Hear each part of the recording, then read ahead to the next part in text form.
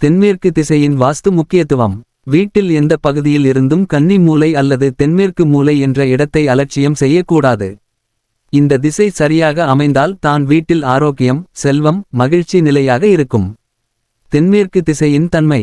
ஜோதிடப்படி ஆக்ரோஷமான கிரகங்களில் ஒன்றான ராகு இந்த திசையை ஆளுகிறது. இது பெரும்பாலும் பூமி தத்துவத்தை குறிக்கும் கன்னி மூலை எனப்படுகிறது.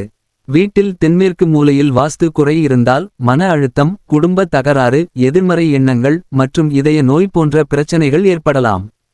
இந்த திசை இயல்பாகவே நேர்மறை ஆற்றலை மிகுந்த அளவில் ஈர்க்கக்கூடியது. எனவே நைருதி மூலை சரியான வாஸ்து முறையில் அமைந்திருக்க வேண்டும். தலைவாசல் மற்றும் திசை அமைப்பு.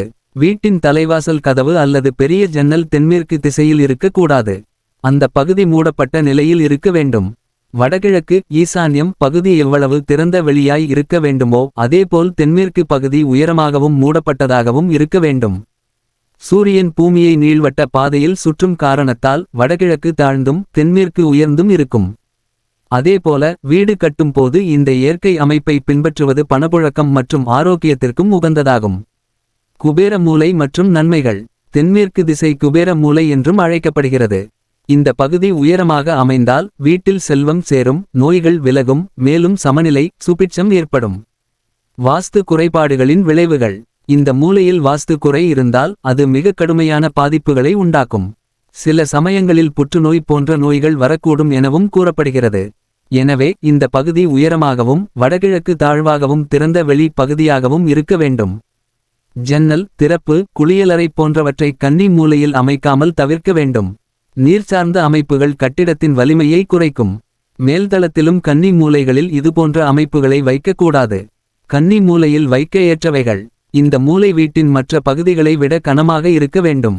அதனால் இங்கு மண் சார்ந்த பொருட்கள், கலைப்பொருட்கள் அல்லது வாஸ்து பிரமிடுகள் வைப்பது நல்லது. அங்கு கதவு அல்லது ஜன்னல் இருந்தால் அதில் பிள்ளையார், ஆஞ்சநேயர், ஓம் அல்லது சுவஸ்திக் போன்ற தெய்வ சின்னங்களை வைக்கலாம். இது எதிர்மறை ஆற்றலை குறைக்கும். மனம் மற்றும் வாஸ்து பரிகாரம். கன்னி மூலை எப்போதும் சுத்தமாகவும் மனம் வீசும் இடமாகவும் இருக்க வேண்டும். தினமும் ஊதுபத்தி ஏற்றலாம் அல்லது ஒரு சிறிய தட்டில் பச்சை கற்பூரம் மற்றும் கிராம்பு வைத்து வைக்கலாம். அந்த இடத்தில் மனம் அதிகமாக இருந்தால் வீட்டில் பணவரவு கூடும் என நம்பப்படுகிறது. பணக்கஷ்டம் அல்லது கடன் பிரச்சனை இருந்தால் ஒரு சிகப்பு துணியில் 5 ரூபாய் நாணயத்தை கட்டி அதை கையில் வைத்து நிதி நெருக்கடி தீர வேண்டும் என்று மனதார வேண்டிக்கொள்ளுங்கள். பின்னர் அதை தென்மேற்கு மூலையில் வைத்து தினமும் ஊதுபத்தி காட்டுங்கள். இது பணநிலை மேம்பட உதவும்.